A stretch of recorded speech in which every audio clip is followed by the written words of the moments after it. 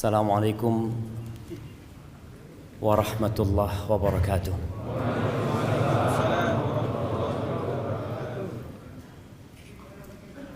Alhamdulillah alladzi bi ni'matihi tatimmus shalihat. Segala puji bagi Allah Jalla Jalaluh yang karena nikmatnya kebaikan-kebaikan menjadi sempurna, yang karena rahmatnya niat-niat baik hamba dapat terlaksana.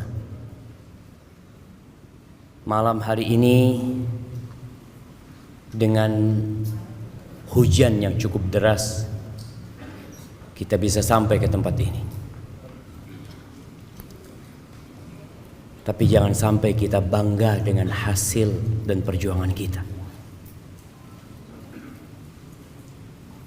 agar letih dan lelah kita itu tidak hilang sia-sia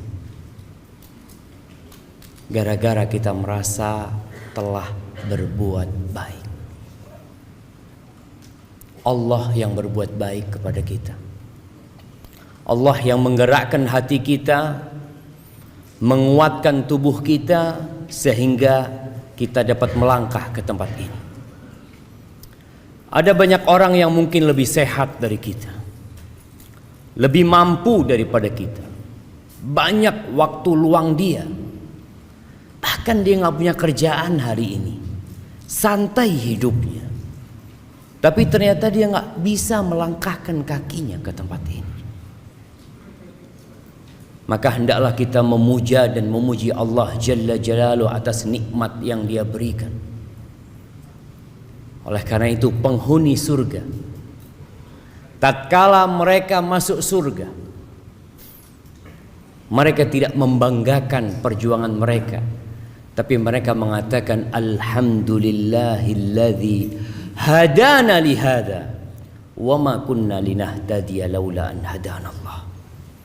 Segala puji bagi Allah Jalla Jalaluh yang telah memberikan hidayah kepada kami, yang kalau bukan karena hidayah Allah nggak mungkin kita bisa merasakan kenikmatan ini. Dan Allah Jalla Jalaluh berfirman, walaula fadlullahi alaikum wa rahmatuhu ma zaka minkum min ahadin abada. Andai kata bukan karena karunia Allah dan rahmatnya kepada kalian, tidak ada satupun manusia di antara kalian yang bersih. Tidak ada. Allah menyampaikan ini agar kita dapat menjaga hati kita dan senantiasa memuji Allah Jalla Jalaluh. Dan kita bisa bayangkan bagaimana perjuangan Nabi kita Muhammad alaihi salatu wassalam. 13 tahun di kota Mekah dengan segala kesulitan yang harus dihadapi. 10 tahun di kota Madinah dengan peristiwa-peristiwa yang memilukan hati. Di akhir hayatnya beliau sholat sampai bengkak kaki. Ketika turun firman Allah, idza jaa nasrullahi wal fath wa ra'aitan nas yadkhuluna fi dinillahi afwaja. Apabila datang pertolongan Allah, datang kemenangan, orang-orang berbondong-bondong untuk masuk ke dalam agama Allah ini. Apa kata Allah kepada nabinya? Fasabbih bihamdi rabbik. Engkau bertasbihlah memuji Tuhan. Bayangkan. Fasabbih bihamdi rabbika wastaghfir. Disuruh minta ampun sama Allah jemaah. Itu nabi. Agar kita tahu bahwasanya kalau bukan karena karunia Allah, kita nggak akan bisa jadi orang yang bersih jemaah.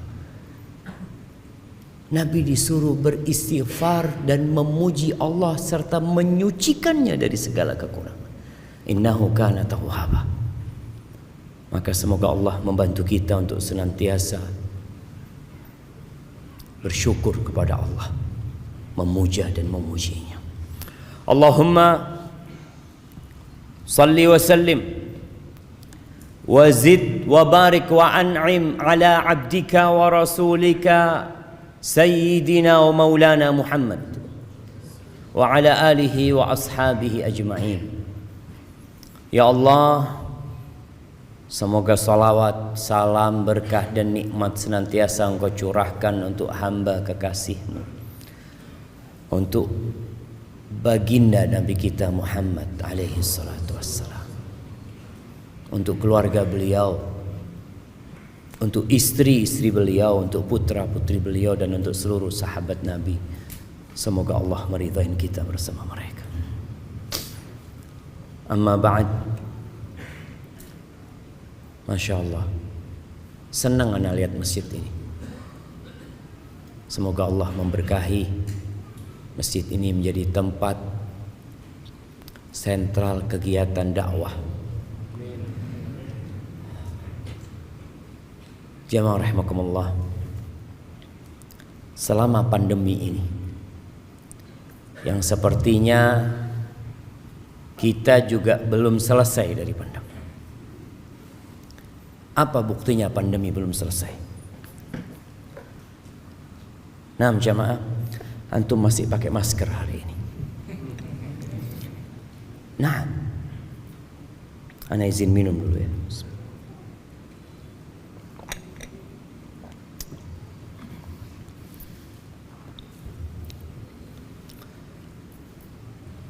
Selama pandemi,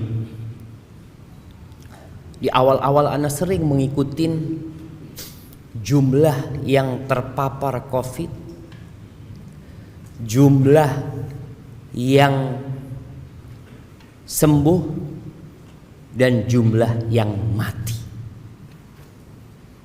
Terus ana lihat, padahal sebelumnya ana nggak peduli dengan berapa orang yang mati.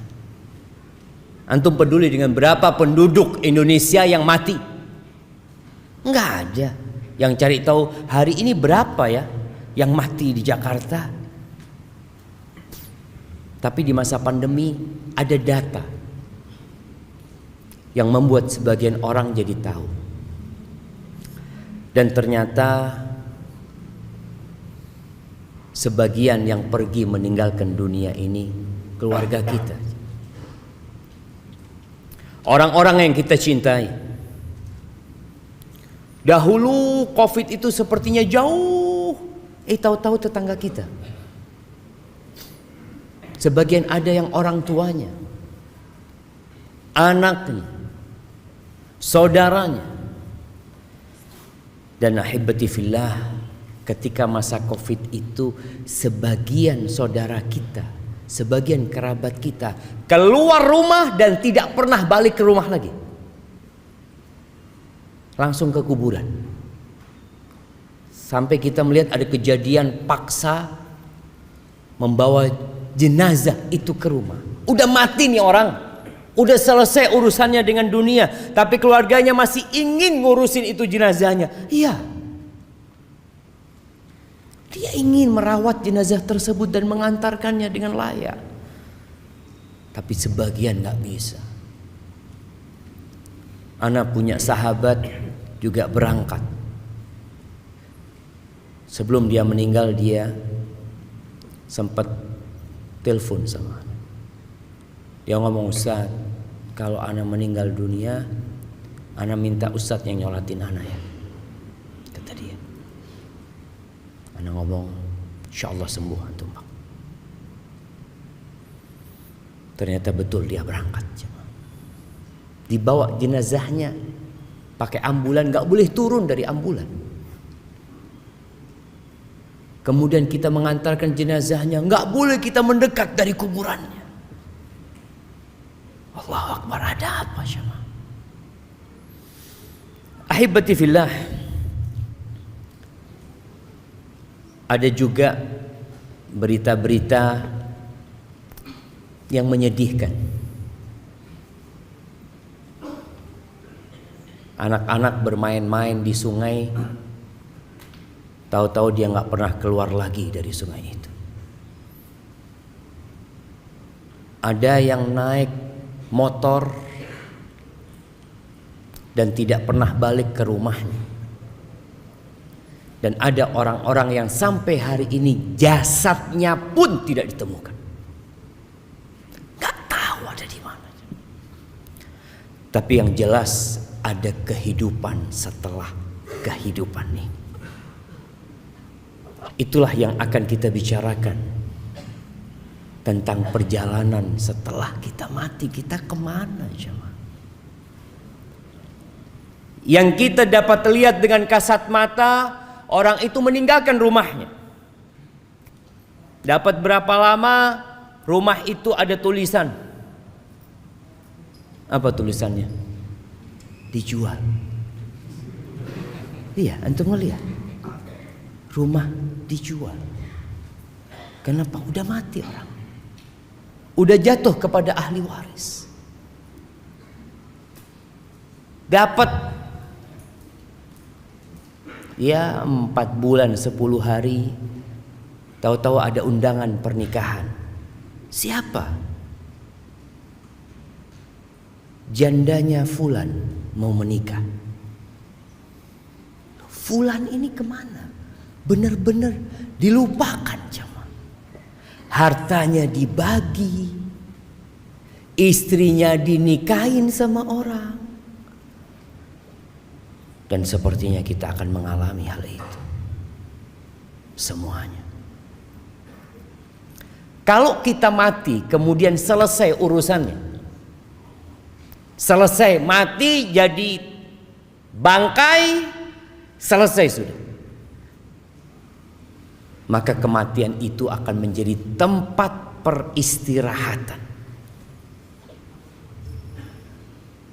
Akan menjadi tempat orang itu santai, selesai sudah urusannya dari beban dunia. Maka sebagian orang kepingin mati aku. Ketika dia sakit parah, dia berpikir ahsan mati. Bagaimana engkau tahu kematian itu lebih baik buat dirimu? Boleh jadi di tempat itu engkau lebih tersiksa. Maka Nabi SAW mengatakan, la yatamannayanna ahadukumul maut li dhurrin nazala bihi. Jangan ada yang berharap kematian gara-gara penyakit yang menimpanya. Karena kematian itu hadzimul ladzat, pemutus segala kelezatan. Antum ketika hidup masih bisa menambah 1 kalimat tasbih. 1 kalimat tasbih, subhanallah. Mungkin 2, subhanallah. Mungkin 3, subhanallah. Yang 1 tasbih itu bisa jadi lebih baik dari kota Jakarta. Wal baqiyatus salihatu khairun 'inda rabbika wa khairun amala. Itu lebih baik. Walau anna idza mitna turikna lakana al-mautu rahata kulli hayy. Ada seorang yang berpesan dalam bait-bait syairnya mengatakan, andai kata kalau kita mati itu kita dibiarin selesai udah, nggak diapa-apain, maka niscaya kematian itu adalah tempat istirahat buat setiap orang hidup. Walakinna idza mitna bu'itsna. Jadi masalah kita kalau mati, kita akan dibangkitkan kembali dan kita akan ditanyai tentang segala sesuatu. Segala sesuatu jemaah. Kita kadang-kadang dengar berita seorang public figure yang bunuh diri gara-gara dibully. Bunuh diri. Karena dia udah gak tahan menghadapi warganet dan netizen.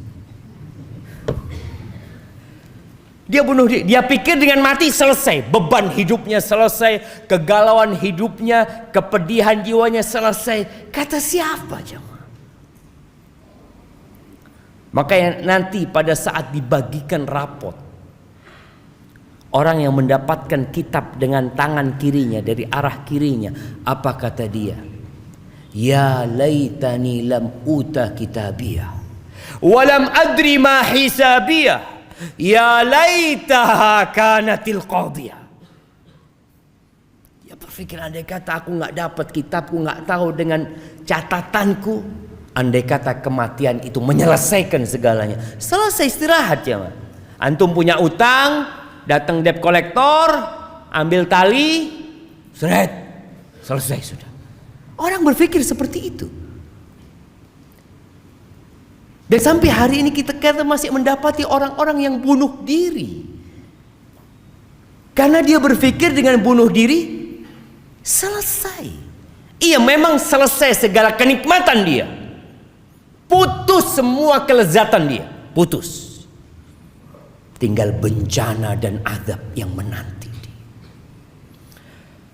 Ahibati fillah, kita nggak akan bisa lari dari kematian. Makanya antum nggak usah tanya kapan antum mati, tapi bagaimana tatkala kita mati nantinya. Karena itu yang menentukan perjalanan kita selanjutnya. Allah Azza wa Jalla mengatakan di surat Al-Jumu'ah ayat 8, Qul innal mauta alladhi tafirruna minhu fa innahu mulaqikum. Katakan, sesungguhnya kematian yang kalian lari darinya, pasti dia akan menjumpai kalian. Jadi orang itu bukan dikejar sama malakul maut, tapi ditunggu jemaah. Orang ini lari ya ke tempat itu, takut dari kematian. Di situ ada malakul maut yang nunggu antum. Pasti. Thumma turadduna ila alimil ghaibi wasyahadah. Setelah itu kalian akan dikembalikan kepada alimul ghaibi wasyahadah. Nah, tadi imam baca surat apa? Yang ditanya yang jawab. Nggak cukup kalau ana mau kasih sama antum semua.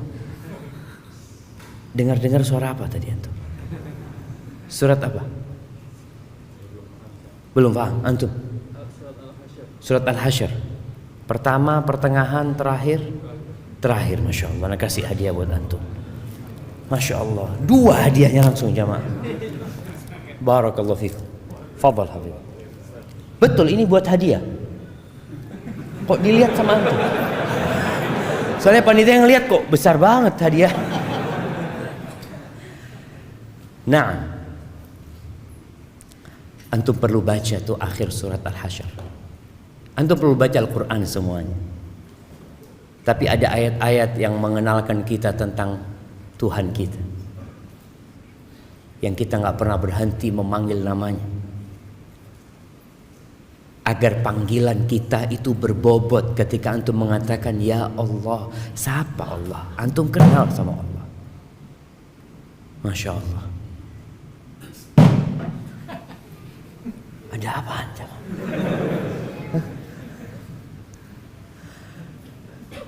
Alimul ghaib wasyahadah. Huwallahu alladzi la ilaha illahu alimul ghaib wasyahadah. Huwar rahmanur rahim. Allah itu tahu dengan yang gaib dan tahu dengan yang nyata. Masya Allah. Jazakallah khair. Malam hari ini kita tampak di tempat ini sebagai orang-orang baik, tapi Allah tahu siapa kita yang sebenarnya. Kita bakal mendapatkan balasan dari setiap yang kita kerjakan. Kata Allah, fayunabbi'ukum bima kuntum ta'malun. Kelak Allah akan memberitahu kalian dengan apa yang kalian kerjakan. Ahibati fillah, bagaimana perjalanan setelah kematian? Kita tahu dengan yang namanya sakaratul maut. Wa ja'at sakratul mauti bil haqq. Kematian itu ada sekaratnya. sakitnya perpisahan ruh dengan jasad itu akan dirasakan oleh semua orang. Kalau orang diamputasi tangannya, dia akan merasakan sakit, makanya dibius dia kadangkala. Itu hanya perpisahan antara tangan dengan lengan. Bagaimana perpisahan antara ruh yang berada di tubuh kita, yang bertahun-tahun bersama kita, yang sudah menempel, yang gak ketahuan bagaimana nempelnya ruh ini, kemudian dicabut jemaah, itu sakit sekali jemaah. Sampai Nabi SAW, beliau adalah manusia yang paling dicintai Allah, mengatakan ketika beliau sakit parah sampai pingsan, bangun lagi, pingsan lagi, beliau mengatakan, ala inna lil mauti la sakarat. Kematian itu ada sekaratnya. Karena memang berpisah ruh itu dari jasad jamaah. Kalau Nabi merasakan begitu pedihnya, karena memang Allah melipatkan pahala buat nabinya, menyediakan pahala yang begitu besar untuk nabinya, bagaimana dengan kita jemaah? Jemaah rahimakumullah, ruh akan dibawa oleh para malaikat. Orang yang beriman akan didatangi oleh malaikat-malaikat bidul wujuh, yang wajahnya putih, indah wajah mereka. Mereka duduk di tempat yang dapat dipandang oleh mayit yang mau mati ini. Orang-orang di sekitarnya nggak tahu. Mereka membawa kain kafan dari surga. Kemudian setelah itu datang malaikat pencabut nyawa, memerintahkan kepada orang ini untuk keluar. Ruh ini untuk keluar.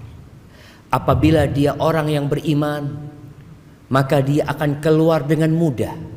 Keluar dengan mudah. Nabi SAW mencontohkan seperti keluarnya air dari mulut teko.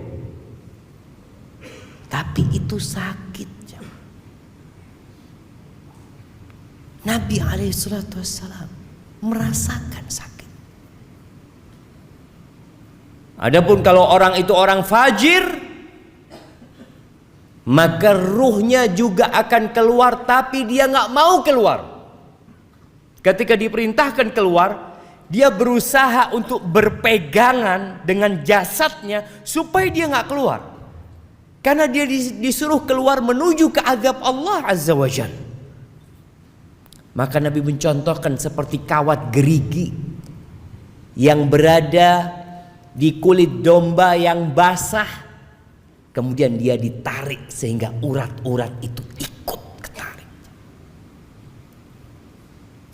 Maka Allah Azza wa Jalla mengatakan, walau tara, di surat Al-An'am ayat 93, walau tara idz zalimuna fi ghamaratil maut wal malaikatu basitu aydihim akhriju anfusakum al yawm tujzauna adzabal hun bima kuntum ta'malun.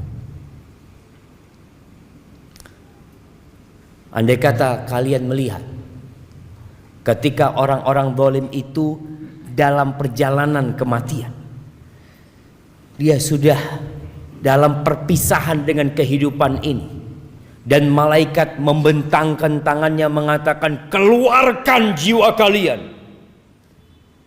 Keluarkan jiwa kalian. Keluar kemana?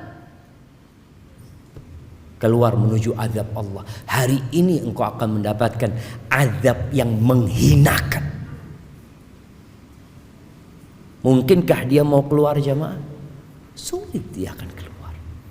Tapi orang yang beriman, ketika disuruh keluar, keluar. Tapi tetap perpisahan itu sakit loh jemaah. Sakit. Maka kenapa Nabi SAW sering-sering mengatakan kepada para sahabat, aktsiru dzikra hadhimil ladzat. Banyak-banyaklah kalian mengingat, banyak-banyak mengingat. Kenapa kajian tentang kematian itu harus sering disampaikan? Karena kita lupa. Antum di sini mungkin ingat, iya, keluar rumah melihat ada siomay, oh zen siomay. Udah yang namanya mati lupa sudah. Kadang-kala baca bismillah enggak. Keluar rumah, bertemu dengan keluarga, sibuk dengan acara besok ada meeting ini itu, lupa dengan kematian. Sedangkan mati itu datang mendadak tanpa persiapan dari kita. Apalagi kita berada di zaman yang banyak mati mendadak. Bukan satu orang mati mendadak, satu pesawat mati mendadak. Kita baca berita tabrakan beruntun di tol.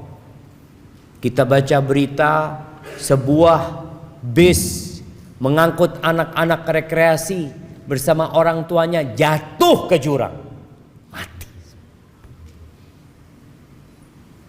Kemarin berita kapal laut yang membawa TKI ilegal kemana?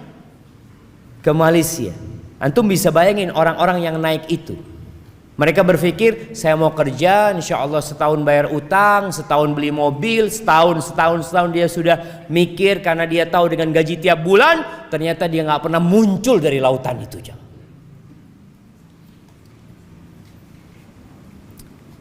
Ya, kita sering lupa. Makanya perlu diingatkan selalu. Ahibati fillah, ketika ruh ini keluar dari jasadnya, kalau dia orang yang soleh tadi, malaikat-malaikat dari langit membawa kafan dari surga yang wangi, dibungkus itu jamaah. Kemudian dibawa ke langit. Ini perjalanan ruh. Yang di rumah menangis, yang di rumah sedang sibuk memikirkan pemakaman jenazah. Ada yang berkata, gimana nih, kapan mau dimakamkan? Besok habis zuhur, apa jam 9, apa habis asar? Oh, ada anaknya yang ditunggu dari Padang, besok pagi akan terbang. Nih keluarga gak mikirin ruhnya kemana nih. Yang dipikirkan sama keluarga apanya? Jasadnya. Jasad ini akan kembali ke tanah. Kemudian malaikat membawa ruh itu menuju ke langit. Ini buat orang yang soleh. Hatta yantahu biha ila sama'id dunya, ke langit yang terendah. Fayastaftihuna lahu, kemudian mereka minta dibukakan izin untuk masuk. Fayuftah lahu, dibukakan. Fayushayyi'uhu min kulli sama'in muqarribuha, malaikat itu mengangkat ruh itu naik ke langit yang selanjutnya. Jadi dari setiap langit itu, malaikat-malaikat yang dekat itu mengantarkannya terus sampai ke langit yang ketujuh. Mereka mengatakan, ini siapa ini gitu loh, kok wangi orangnya. Disebutkan dengan namanya yang paling indah yang disebutkan di bumi. Ada orang-orang yang amalannya tiap hari diangkat jamaah. Diangkat terus amalan ini ke atas sana. Tapi ada orang yang gak pernah diangkat amalan kebajikannya, dosa yang terus diangkat. Ketika sampai ke langit ketujuh, fayaqulullah azza wa jal, Allah berfirman, uktubu kitab abdi fi illiyin, catatan hambaku ini dalam illiyin, dalam catatan yang milik orang-orang soleh di tempat yang tinggi dan indah. Wa aiduhu ilal ard, kembalikan dia ke bumi. Setelah dari atas, jalan ke atas, dibalikin ke bumi. Fa inni minha khalaqtuhum wa fiha u'iduhum wa minha ukhrijuhum taratan ukhra. Allah mengatakan, sesungguhnya aku dari tanah menciptakan mereka, dan kepada tanah aku akan kembalikan, dan akan dikeluarkan dari tanah pula kelak pada hari kiamat. Maka akhirnya ruh itu dikembalikan ke jasadnya, kalau ada jasadnya. Karena kadang-kala orang tanya, Ustadz, gimana kalau orang itu dimakan sama ikan hiu? Yang makan ikan hiunya 17. Belum lagi nanti ikan yang kecil-kecil makan. Allah ala kulli syai'in qadir. Kalau kita bicara kekuasaan kita, kemampuan kita, ya kita akan bingung jemaah. Tapi kalau kita kenal sama Allah Azza wa Jal, innama amruhu idza arada syai'an ay yaqula lahu kun fayakun. Maka tatkala itu dimasukkan kembali ke jasadnya, mulai dia akan melewati proses fitnah, ujian. Ini ujian terakhir manusia ketika dia dikuburnya. Kenapa setiap sholat kita dianjurkan berdoa di akhir tasyahud kita, Allahumma inni a'udzubika min adzabil qabr wa min adzabi jahannam wa min fitnatil mahya wal mamat. Fitnah kehidupan dan kematian. Ini fitnah kematian yang akan dirasakan oleh setiap jiwa nanti. Dia didudukkan oleh malaikat, ditanya tentang 3 pertanyaan. Adapun kalau orang kafir yang mati atau orang fajir, maka sama, ruhnya akan diangkat.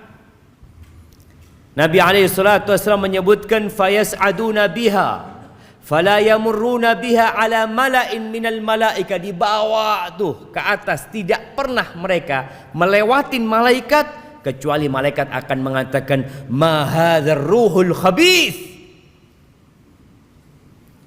Ruhnya siapa? Ruh yang busuk ini siapa? Nggak kenal tuh malaikat-malaikat. Fayaquluna fulan bin fulan. Disebutkan nama antum. Ya bukan, mudah-mudahan bukan nama kita yang disebutkan jamaah. Artinya disebutkan nama orang ini. Orang yang jahat ini. Bi aqbahi asma'ihi allati kana yusamma biha fid dunya. Dengan nama yang paling buruk yang dinamakan dia di dunia. Kita tahu kalau yang namanya penjahat itu punya banyak nama alias, apa namanya? Inisial. Alias fulan, kan banyak namanya. Padahal nama sebenarnya bagus. Umpamanya namanya dia siapa? Sirajuddin namanya. Tapi karena dia penjahat, dia nggak pakai nama itu, disebutkan alias fulan. Dia akan dipanggil dengan nama yang paling buruk yang dipanggil di dunia. Kemudian hatta yuntaha bihi ila sama'id dunya, sampai ke langit dunia minta dibukakan, fala yuftahu lahu, nggak dibukakan buat ruh ini. Thumma qara'a Rasulullah SAW, la tufattahu lahum abwabus sama, nggak akan pernah dibukakan buat mereka pintu-pintu langit. Wala yadkhulunal jannah, dan tidak akan pernah masuk surga tuh orang kafir. Masih ada orang-orang yang mengatakan mungkin di surga itu ada orang non muslim, ada orang kafir, fulan. Mungkin iya, orang Islam ada yang mengatakan itu.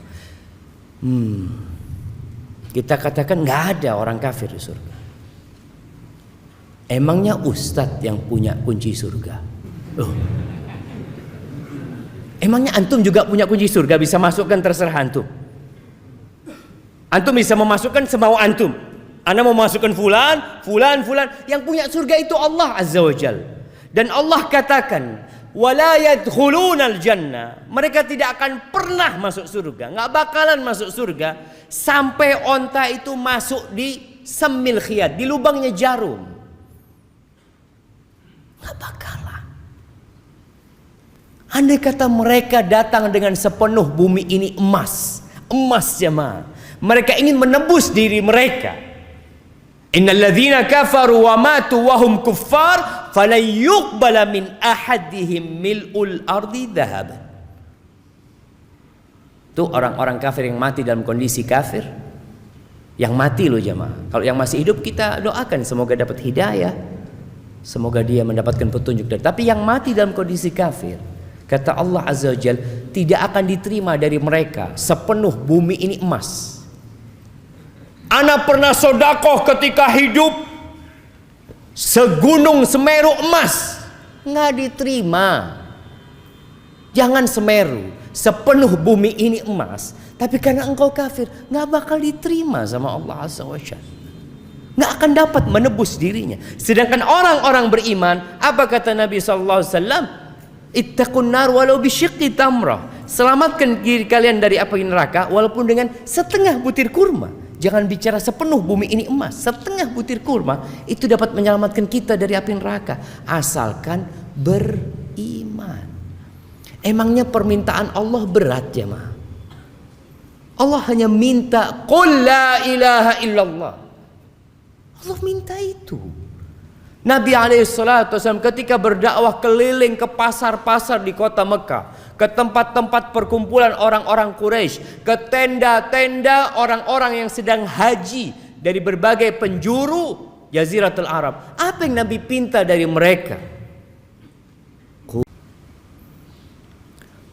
Kemudian beliau membaca firman Allah, "Wa man yusyrik billah faka'annama kharra minas sama fatakhtafu at-tayr." Barang siapa yang melakukan kesyirikan, menyekutukan Allah, maka dia seperti seorang yang jatuh dari langit, kemudian disambar oleh burung. Au tahwi bihi rih fi makanin sahik, atau dibawa oleh angin menuju tempat yang jauh sekali. Kemudian ruhnya dibalikin ke jasadnya lagi, maka dimulai pertanyaan oleh Munkar dan Nakir. Ahibati fillah, ketika ini bicara yang di dunia sekarang, yang sibuk dengan jasadnya, ruh ini sudah melakukan perjalanan, yang di rumah masih sibuk. Sibuk ngapain? Kuburannya belum digali, belum nemu kuburan, masih sibuk mencari tempat untuk memandikan jenazah. Padahal Nabi SAW bersabda, asri'u bil janazah. Dalam hadis riwayatkan Imam Bukhari dan Muslim, asri'u bil janazah. Cepat kalian ngurus jenazah itu, cepat. Udah selesai urusan di hadapan dunia, udah selesai gitu. Kalau nggak ada yang ditunggu lagi, cepat selesaikan. Fa in taku salihatan, kalau jenazah itu jenazahnya orang soleh, fa khairun tuqaddimunaha ilaih, maka itu kebaikan yang disegerakan buat orang ini. Dia akan mendapatkan tempat yang indah nantinya di sana. Wa in taku siwa dzalik, tapi kalau ternyata dia orang yang bukan orang baik, maka fasyarrun tadaunahu an riqabikum, keburukan yang lebih cepat kalian taruh dari pundak kalian, selesaikan. Dan ternyata jenazah ini di alam yang berbeda. Tadi ruh itu hidup, yang mati itu jasadnya. Dalam hadis riwayat Imam Bukhari, Nabi SAW mengatakan, idza wudi'atil janazah, kalau jenazah itu diletakkan, fahtamalaha ar-rijal ala a'naqihim, lalu ditaruh sama lelaki-lelaki di atas pundak mereka. Ana pernah ngangkat jenazah jamaah di Matraman Raya. Matraman dalam ya. Ya kita waktu kuliah kan tahu dengan keutamaan ya membantu umat Islam, keutamaan mengantarkan jenazah ke kuburan. Anak ngangkat jenazah itu jamaah, nggak ada yang gantiin. Wah jalannya pelan-pelan. Astagfirullah. Ternyata katanya yang ngangkat itu udah dibayar. Jadi ketika kita gantikan dia alhamdulillah kata dia tinggal kita itu pulang. Allahu Akbar. Nabi SAW menyuruh kita menyegerakan jalannya, jangan pelan-pelan, cepat antarkan jenazah itu, selesai udah urusannya. Ada yang mengatakan pelan-pelan mau kemana pelan-pelan? Oke, pengantin jalannya pelan-pelan, ada orang sudah mati. Kata Nabi SAW, fa in kanat salihah, kalau yang kita bawa itu orang soleh, qalat, jenazah ini akan berkata, qaddimuni, segerakan aku. Yang di sini pelan-pelan ngangkatnya. Wa in kanat ghaira salihah, kalau ternyata jenazah itu bukan orang soleh, pantas antum pelan-pelan bawanya. Karena dia akan mengatakan, ya wailaha, aina tadhhabuna biha. Dia akan mengatakan, mau dibawa kemana aku ini? Mau dibawa kemana sama kalian? Karena ketika dicabut nyawanya, dia sudah diancam sama malaikat untuk menuju kepada azab Allah Azza wa Jalla. Sehingga tatkala dibawa, dia tahu bentar lagi akan digabungkan dengan ruhnya, dia akan merasakan azab. Yasma'u sautaha kullu syai' illa al-insan. Mendengar suaranya segala sesuatu kecuali manusia. Walau sami'al insan la sa'id. Kata Nabi SAW, kalau manusia mendengarkan pasti dia akan pingsan. Mendengarkan teriakan ruh ini. Ahibati fillah, udah ditaruh di kuburan. Kita lihat bagaimana anak yang soleh mensegerakan berangkatnya jenazah ayahnya. Ketika sampai kalau ditanya, ayo siapa yang mau turun? Ayo anaknya fulan turun. 3 orang turun. Diangkat tuh jenazah, ditaruh, kemudian dihadapkan ke kiblat. Lalu dikasih kayu, dikasih bambu atau apa, kemudian mulai tanah itu diambil untuk diuruk ini kuburan. Ada yang mengatakan anaknya tolong diinjak-injak, kuburan bapaknya suruh injak-injak. Nah, selesai urusan ayah, selesai dikuburkan. Nabi biasanya alaihi salatu wassalam berdiri mengatakan kepada para sahabatnya, istaghfiru li akhikum wasalullaha lahu tathbit fa innahu al-an yus'al. Mohonkan kepada Allah ampunan dan mohonkan kepada Allah supaya dikasih keteguhan dia sedang ditanya. Ahibati fillah, keluarganya akan pulang. Anaknya nangis berapa lama? Setengah jam? Bentar. Anak beberapa kali ngantarkan jenazah, tahu-tahu anaknya udah pulang duluan. Kenapa? Udah capek Ustaz, dari tadi malam gak tidur. Antum gak mikir ayahmu lagi ngapain di sana? Aduh, kan urusan ayah sendiri Ustaz. Wallahi sahih jamaah. Orang-orang akan meninggalkan kita. Kata Nabi SAW, ketika dia masuk di dalam kubur ini, ditinggal sama keluarganya. Di hadis Bara' bin Azib tadi, lanjutan hadis Bara' bin Azib yang diriwayatkan Imam Tirmidzi, fayatihi malakan, akan datang kepada orang ini 2 malaikat, syadidal intihar, yang keras galak malaikat ini. Dalam riwayat lain dikatakan azraqani aswadan, rupa malaikat ini blue black. Tahu blue black? Apa bahasa Indonesianya? Biru hitam. Ada orang hitam sampai biru ya. Antum ini hitam apa biru gitu ya. Ini malaikat Nabi nyebutkan. Memang digambarkan malaikat itu makhluk yang menakutkan ketika itu untuk menyidang orang ini. Maka dikatakan fitnah jamaah. Fitnah. Kenapa kita terus berdoa memohon kepada Allah, ya muqallibal qulub tsabbit qalbi ala dinik.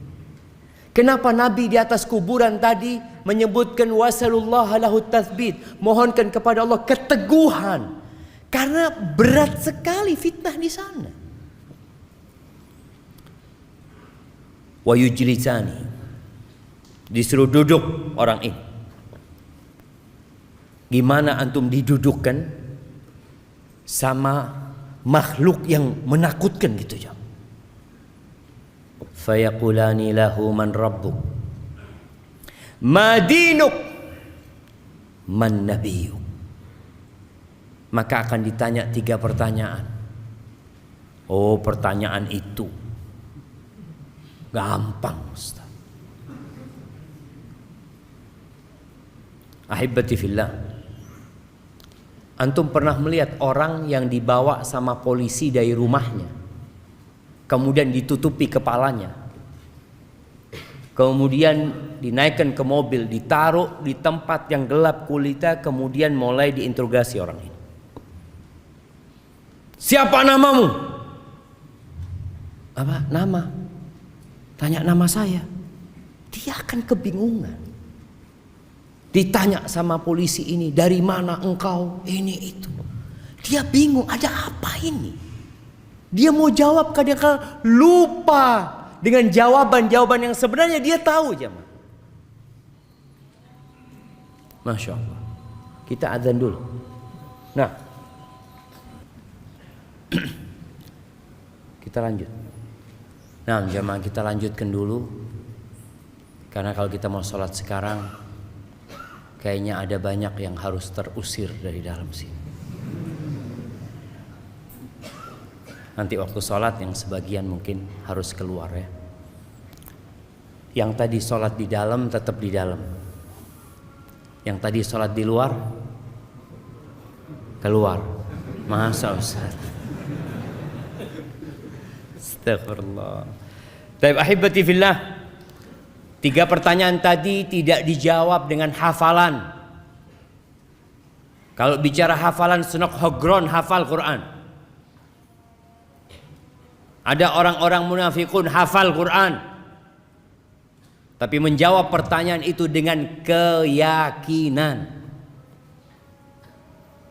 Makanya kalau orang itu adalah orang yang beriman, bukan orang yang pura-pura beriman, bukan yang imannya karena ikut-ikutan, tapi imannya khalisan lillah,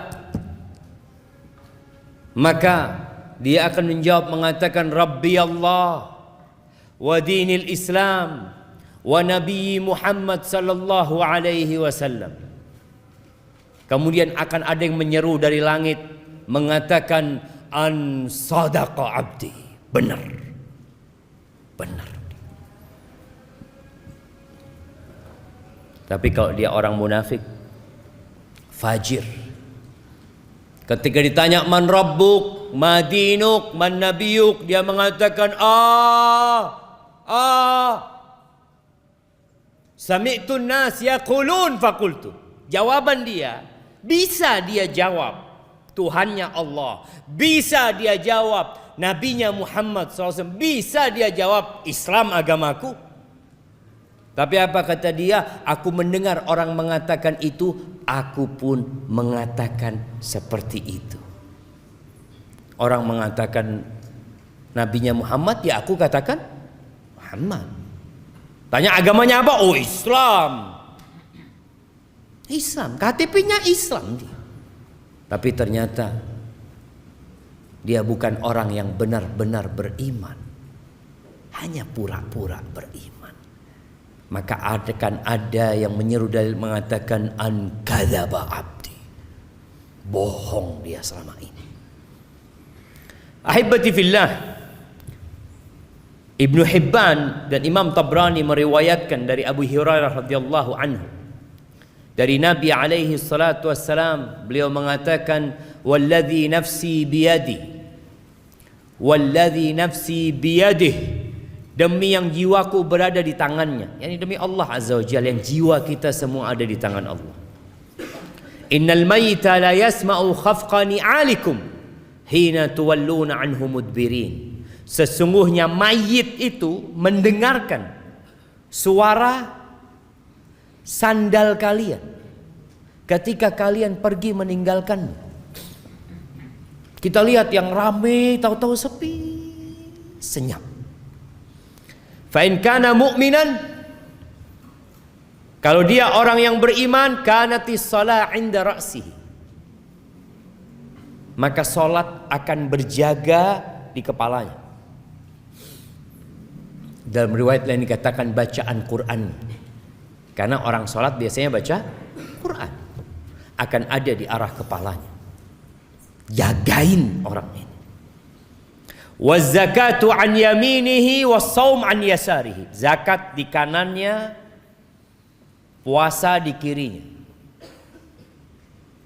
Salatnya benar orang ini, puasanya benar, zakatnya benar. Wa kullu fi'lil khairat minas sadaqah wassila wal ma'ruf wassila wal ma'ruf wal ihsan ila nas 'inda rijlih. Semua amal kebajikan lainnya yang seperti sedekah sunnah, silaturahim, berbuat amar ma'ruf nahi mungkar, berbuat baik kepada orang, itu akan berjaga-jaga di kakinya. Hari itu semua yang kita kerjakan jamaah akan kita rasakan. Hari ini enggak. Antum datang ke tempat ini capek, lelah, enggak dapat apa-apa loh. Pulang dapat apa antum? Ada pembagian fulus di luar sana? Enggak ada. Yang ada sandal hilang, Ustaz. Terjadi tuh kadang-kala sesuatu, aduh, anak udah niat kajian ikhlas lillahi ta'ala, itu kita datang melaksanakan ibadah. Antum sholat malam 1 jam, antum sholat pagi hari, apa gaji antum bertambah? Enggak. Yang ada ngantuk kadang-kala kita. Ini gara-gara sholat malam ini. Sholat malam disalahkan. Kita ibadah benar jemaah. Makanya orang kadang-kala heran lihat orang Islam berpuasa. Sampai ada cerita kawan di Jepang, dia nggak boleh puasa sama perusahaan tempat dia kerja. Jangan, kata dia, kok nanti sakit. Kata dia, enggak, ini perintah Tuhanku. Apa kata bosnya? Ini aku kasih makanan, Tuhanmu nggak tahu lah, kau makan. Ini orang memang nggak beriman. Kita puasa di dalam kamar, tidak ada satupun yang melihat kita. Kita nggak makan, kita nggak minum, karena kita beriman gitu loh. Maka disinilah bagaimana zakat di kanan, puasa di kiri, jagain orang ini. Keluarganya udah pulang, harta yang dia kumpulkan juga sudah dibagi mungkin. Tapi hanya amalan yang kata Nabi SAW akan menemani di kuburan. Dan Nabi sebutkan secara spesifik amalan ini ada di mana. Menjagain orang ini. Fayu'ta min qibali ra'sih. Didatangin dari arah kepalanya, mau diadab orang ini, mau disiksa. Apa kata salat? Ma qibali madkhal. Nggak bisa, dari arahku nggak ada cara masuk dari arahku. Salatnya lengkap ya. Tapi gimana dengan yang sholatnya cuma Jumatan doang? Ini orang sholatnya lengkap. Kata dia, nggak ada pintu masuk dari arah aku, nggak bisa. Wa yuta an yamini, dari kanan datang. Maka zakat mengatakan nggak ada. Orang ini selalu membayar zakat. Kata dia, nggak ada. Masuk dari tempatku nggak bisa. Dari yang lain mungkin bisa, tapi dari sini nggak bisa. Dia memang jaga di sana. Datang ke kanan, masya Allah. Puasanya belain orang ini. Ada sebagian orang yang rajin zakat tapi nggak puasa. Kita juga melihat ada orang yang puasa Ramadan tapi nggak sholat. Kalau waktu berbuka, masya Allah, buka bersama kita, insya Allah. Waktu sholat maghrib, aduh, anak pulang duluan. Ada orang nggak sholat ya, man. Maka engkau akan lihat dari mana engkau akan disiksa. Kemudian datang dari arah kirinya, arah kakinya, semua amal soleh. perbuatan baik kepada manusia akan mengatakan ma qibali madkhal, nggak ada tempat masuk dari tempatku. Fayuqalahu ijlis, dia katakan duduk engkau sekarang. Udah, malaikat ini nggak bisa nyiksa orang ini. Lalu diperintahkan untuk duduk. Fayajlis, duduk. Ini di alam barzakh. Yang tadi kita bicarakan keluarganya ini mungkin anaknya sudah tidur, istrinya udah capek semua. Nih orang belum selesai urusan. Kemudian orang ini duduk. Qad muthilat lahu syamsu qabl danat lil ghurub. Digambarkan kepada orang ini di alam sana ada matahari yang sedang mau tenggelam. Apa kata Nabi SAW? Orang ini tanya lagi, akhbirna amma nas'aluk. Kita mau tanya sama engkau, kau jawab pertanyaan kami. Apa kata orang ini? Da'ni hatta usalli. Tunggu dulu, aku mau sholat dulu, kata dia. Karena dia orang yang rajin sholat. Ketika lihat matahari mau tenggelam, dia tahu belum sholat, dia kata dia. Biarkan aku mau sholat dulu, mau sholat asar mungkin dia. Pikiran dia, ini orang kalau sudah cinta dengan sholat, dia tidak akan pernah berpikir meninggalkan sholat. Fayuqal innaka sataf'al, engkau akan sholat bentar lagi kata malaikat ini, tapi jawab dulu pertanyaan kami. Lalu orang ini mengatakan, wa amma tas'alunani, apa yang kalian hendak tanyakan? Pertanyaan yang pertama disebutkan dalam hadis ini, ara'aita hadzal rajul alladzi kana fikum, apa pendapatmu tentang orang ini? Apa kesaksianmu atas dia? Lalu orang itu tanya, siapa? Muhammad. Muhammad maksud. Dia langsung tahu siapa yang dimaksud sallallahu alaihi wasallam. Fayaqalu na'am, iya betul tentang Muhammad. Asyhadu annahu Rasulullah sallallahu alaihi wasallam. Tadi kita dengar azan. Kenapa kita dianjurkan untuk menjawab azan itu? Supaya yang bersaksi bukan hanya muadzinnya, antum juga bersaksi. Maka Nabi SAW mengajarkan agar kita tatkala mendengar muadzin mengatakan asyhadu anna Muhammad Rasulullah wa ana asyhad, dan aku juga bersaksi bahwa Muhammad adalah Rasulullah.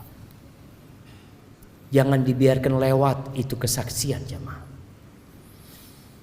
Wa annahu ja'ana bil bayyinat min indillah, dia datang membawa kebenaran dari sisi Allah. Fasaddaqna, maka kami percaya dengan dia, yakin sama dia. Fayuqalu lahu ala dzalika hayy, di atas itu engkau hidup dan di atas itu engkau mati. Wa alaihi tub'atsu insyaallah, dan engkau akan dibangkitkan di atas kalimat itu juga, kesaksian itu. Adapun kalau orang-orang munafik tadi kita sudah sebutkan bagaimana dia menjawab. Malaikat akan mengatakan kepada la darait wala talaut, engkau enggak tahu, engkau enggak belajar, engkau enggak baca, hidup hanya ikut-ikutan saja. Maka akan ada yang menyeru dari langit mengatakan hambaku ini telah berdusta.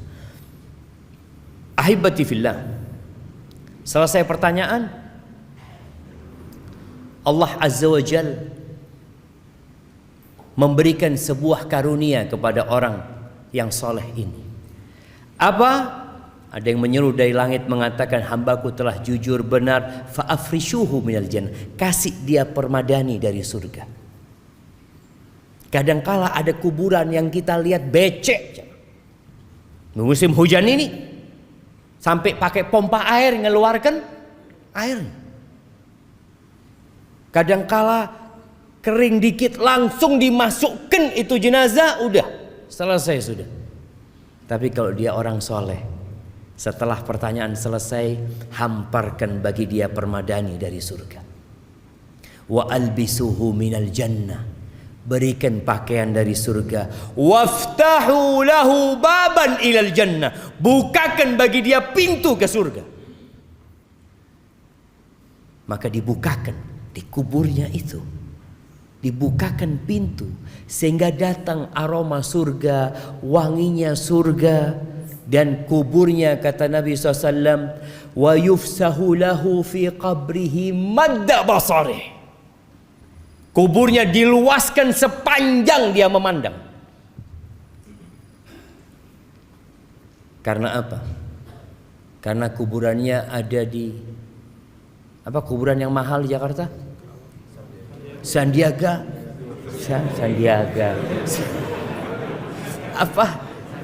Sandiago Hill.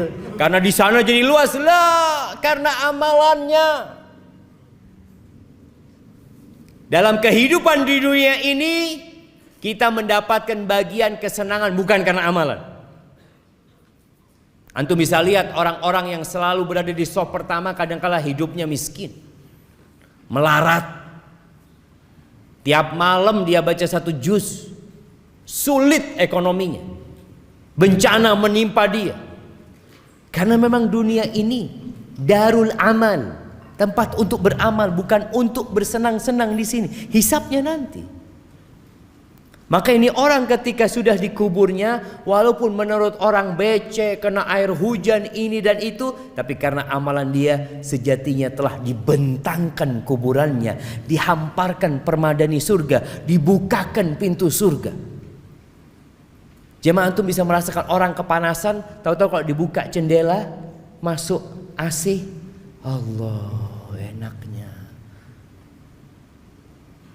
Dan dia akan merasakan aroma dan udara surga itu mulai di kuburan sana.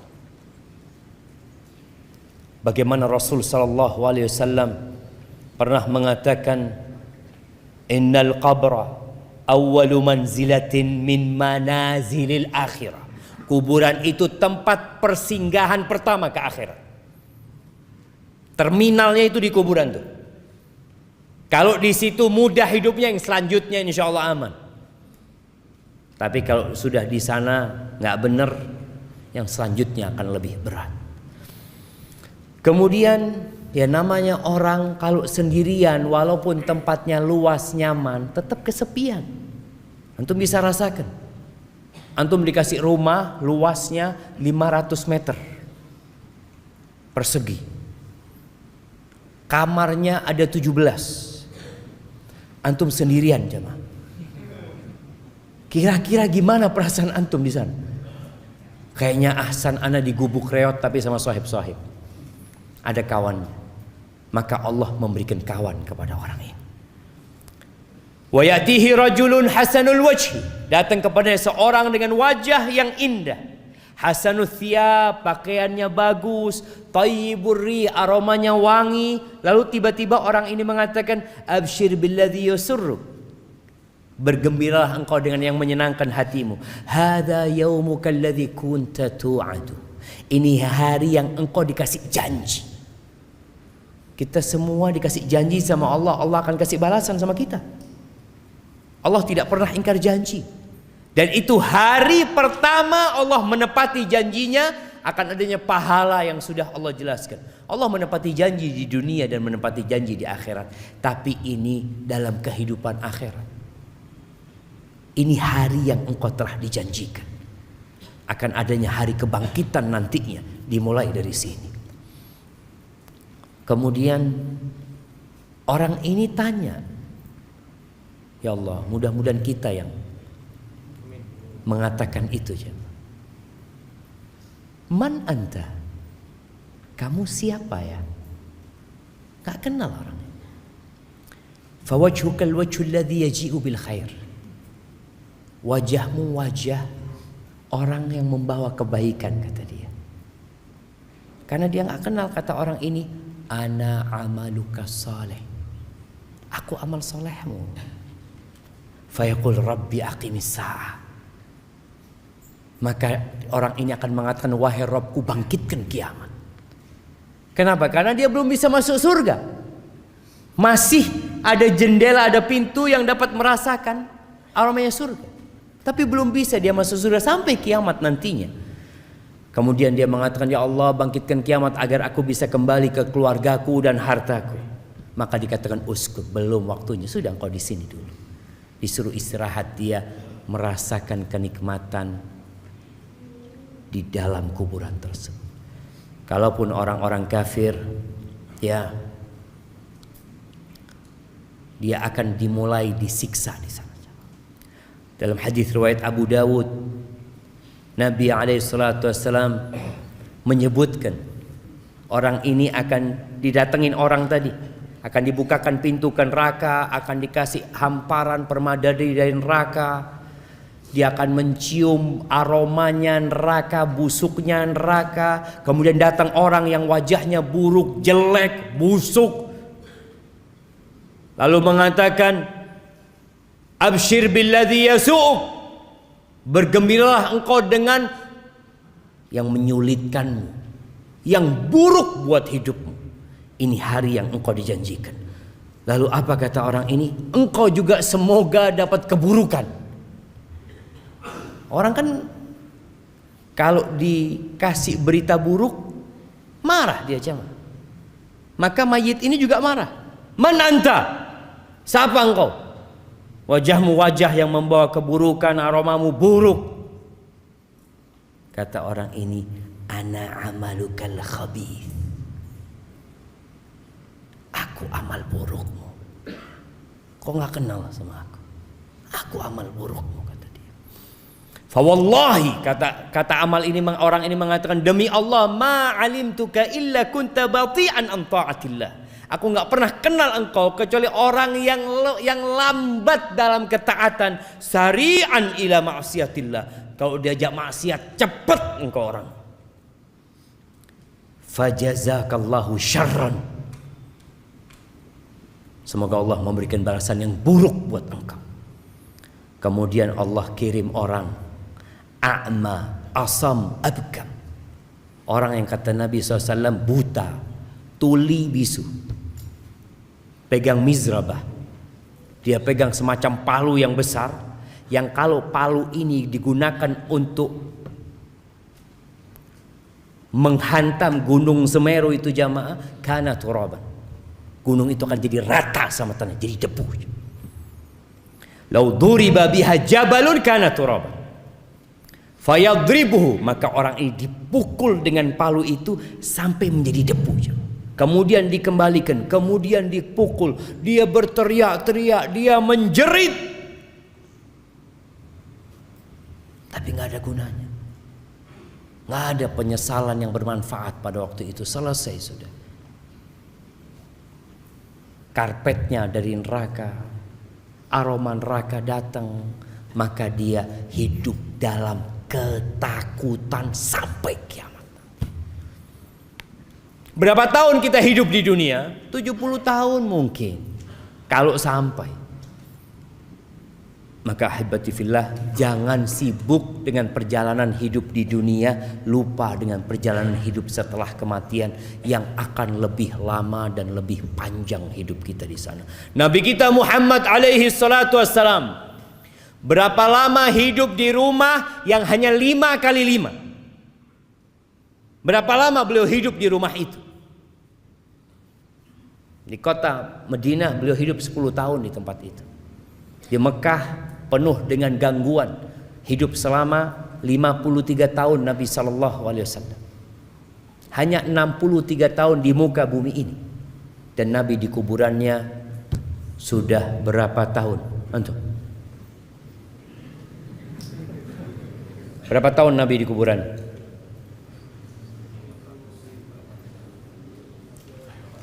Seribu 340. 1435.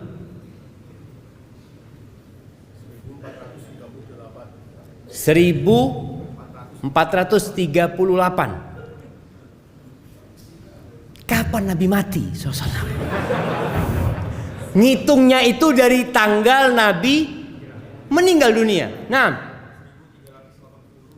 1380. Ya, hampir benar. Belum benar.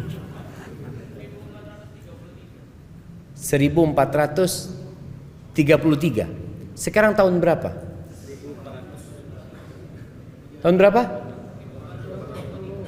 Sekarang 1443.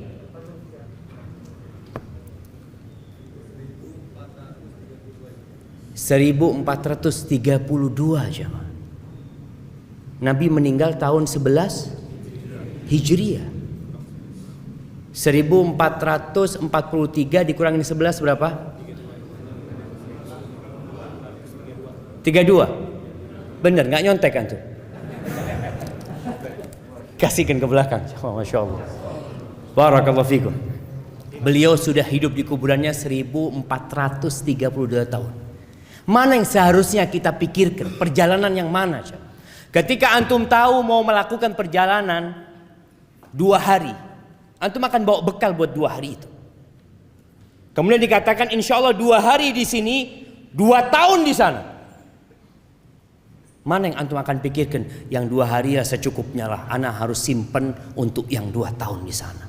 Barakallahu fikum. Udah selesai. Baik, ahibati fillah, itu yang dapat ana sampaikan. Mungkin masih panjang perjalanan setelah kematian itu. Mudah-mudahan suatu saat kita bisa lanjutkan. Di tempat ini ana akan bacakan beberapa pertanyaan. Bagaimana mentalkin yang benar dan sesuai syariat bagi orang yang sakaratul maut? Iya. Dia dibimbing untuk mengatakan la ilaha illallah. Qul la ilaha illallah. Katakan la ilaha illallah. Ketika dia sudah mengatakan, diam antum. Sampai dia berbicara ini dan itu baru diulangin lagi. Karena ada orang yang disuruh terus qul la ilaha illallah, la ilaha illallah, baca lagi la ilaha illallah, la ilaha, baca lagi. Dia mau mati dia itu nggak bisa. Capek-capek orang itu. Ketika dia mampu mengatakan la ilaha illallah, sudah dicukupkan. Kecuali dia ngomong yang lain.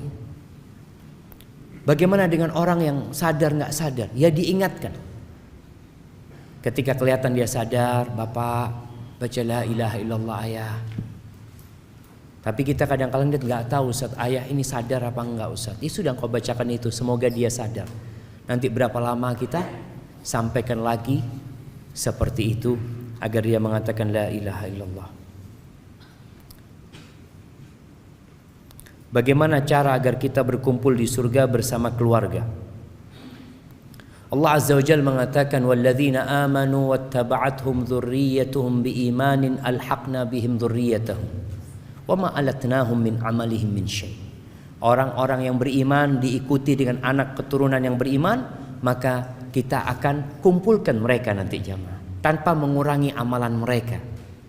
Kadang-kala kan bapaknya umpamanya ya belum terlalu soleh lah, sholatnya cuma 5 waktu ya, kadang-kala masih banyak berbuat dosa, tapi anaknya Masya Allah imam, anaknya ini orang yang banyak kebaikan. Di akhirat gimana? Mungkin gak kumpul sama bapaknya, mungkin Allah kumpulkan sama orang tuanya. Boleh jadi diangkat derajat orang tuanya bersama anaknya, diangkat yang lebih tinggi, atau mereka saling berkunjung di antara mereka. Maka berusaha untuk menanamkan keimanan di diri keluarga kita. Dan kalau dikatakan apakah di akhirat keluarga saling mengenal? Iya, kecuali di 3 tempat. Aisyah pernah bertanya kepada Nabi SAW, apakah kita akan saling mengenal ya Rasulullah? Amma fi thalathati mawatin fala. Di 3 tempat kita tidak akan saling mengenal. Siapa yang tahu? 3 tempat yang kita tidak akan saling mengenal. Iya, di padang mahsyar itu ada 3 lokasi yang kita tidak saling mengenal.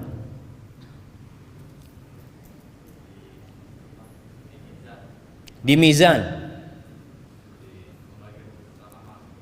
pada saat pembagian kitab amal, di sirat, Masya Allah, barakallahu fikum. Anak kasih yang besar buat antum jamaah. Nah, kasihkan kepada beliau itu, Masya Allah. Iya, di 3 tempat kita nggak akan saling mengenal.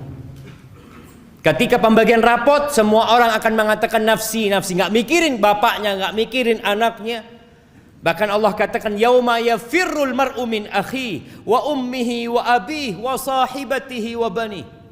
Orang itu kan lari dari orang tuanya, lari dari anaknya, istrinya, keluarga, lari dia, nggak mau kenal sama mereka karena takut dimintain amalan, dimintain pahala sama mereka. Maka Nabi SAW mengatakan amma fi thalathati mawatin fala, nggak akan saling mengenal. Ketika pembagian rapot, sampai tahu di tangan mana dia mendapatkan rapot itu.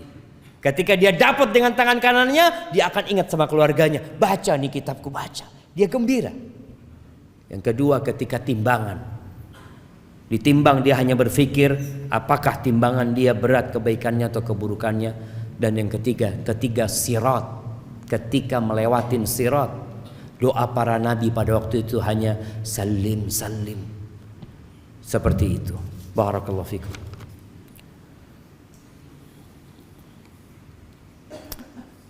Ana izin minum dulu jemaah. Bismillah.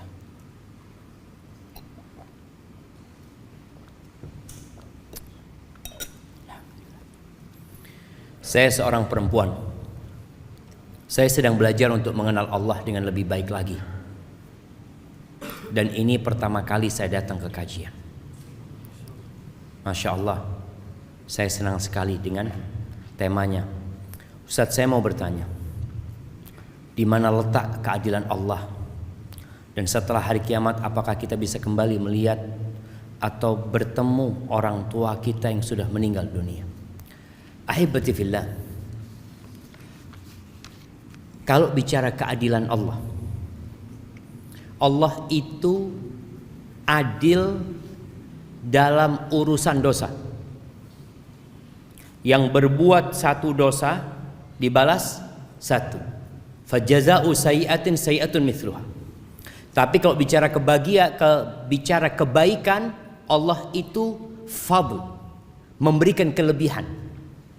Makanya baca satu huruf, Allah lipat gandakan 10 kebaikan. Antum sedekah 1 juta, Allah bisa catat 700 kali lipat. Tapi antum berbuat satu dosa, nggak mungkin ditulis 2. Nggak mungkin.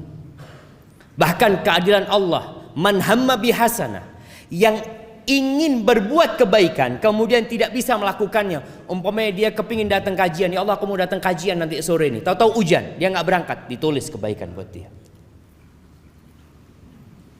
Kalau dia hadir, maka Allah tulis 10 kali lipat. Wa man hamma bi sayyi'ah falam ya'malha, yang ingin berbuat dosa kemudian dia urungkan, ditulis kebaikan. Ini karunia.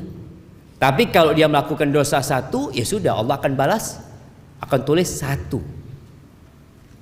Inilah keadilan Allah Jalla Jalaluhu. Allah mengatakan, wa nada'ul mawazinal qista liyaumil qiyamati fala tudhlamu nafsun syai'a. Kami akan meletakkan timbangan yang tepat. Nggak ada kecurangan di sana. Nggak ada satupun yang akan dirugikan. Nggak ada. Wa in kana mithqala habbatin min khardalin ataina biha wa kafa bina hasibin. Walaupun yang dia amalkan itu seberat biji sawi. Ini orang punya banyak dosa, dia punya kebaikan seberat biji sawi, Allah akan datang, ini kebaikanmu, nggak dilupakan jemaah. Kalau di dunia kita berbuat baik, lalu kita berbuat salah sama kawan kita biasanya mengatakan sudah nggak ada maaf buat engkau. Tapi Allah enggak. Itu keadilan Allah Jalla Jalaluhu. Dan Allah mengirim para rasul supaya nggak ada alasan lagi untuk membantah Allah buat manusia. Dikasih tahu Allah itu tidak akan mengadab kecuali sudah mengutus rasul ke tempat itu. Barakallahu fikum. Kalau bertemu dengan orang tua tadi kita sudah sampaikan ya, kalau orang itu beriman, insya Allah kita bisa berkumpul kembali dengan orang tua kita yang mati dalam kondisi beriman. Bagaimana cara mengatasi kecemasan yang berlebihan karena memikirkan kematian seperti kehidupan setelah mati, takut amal yang tak cukup? Jazakumullah khair. Ahibati fillah, ada kondisi khawatir dengan kematian yang terpuji. Ingat mati semakin taat sama Allah, semakin banyak istighfarnya, meninggalkan kemaksiatan. Tapi ada orang yang ingat mati lalu nggak beramal.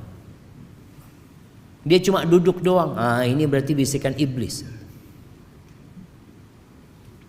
Ya apa maksudnya kalau saya mati ya? Ya kalau mati semua orang mati. Tapi bagaimana engkau ketika mati, itu yang harus dipikirkan.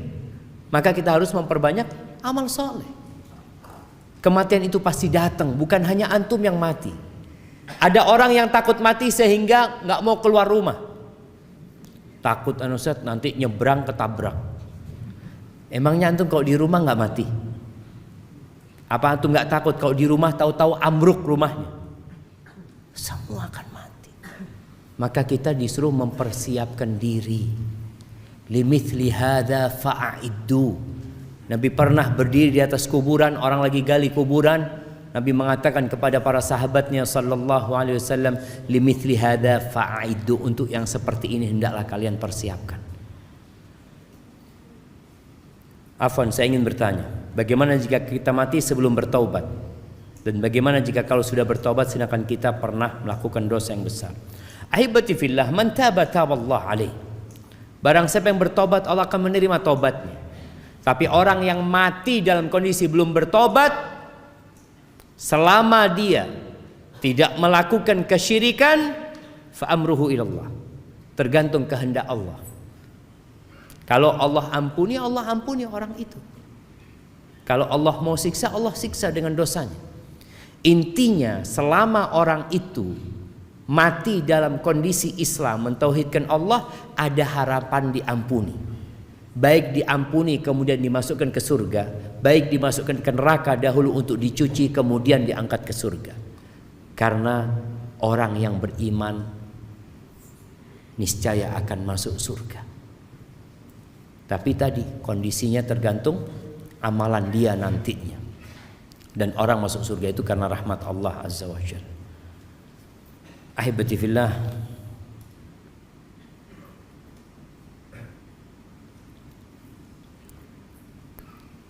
perjalanan setelah kematian kita bahas untuk manusia. Bagaimana jika untuk binatang yang telah mati, Ustaz? Kenapa antum bingung sama binatang antum? Misalnya ana penyayang hewan kucing.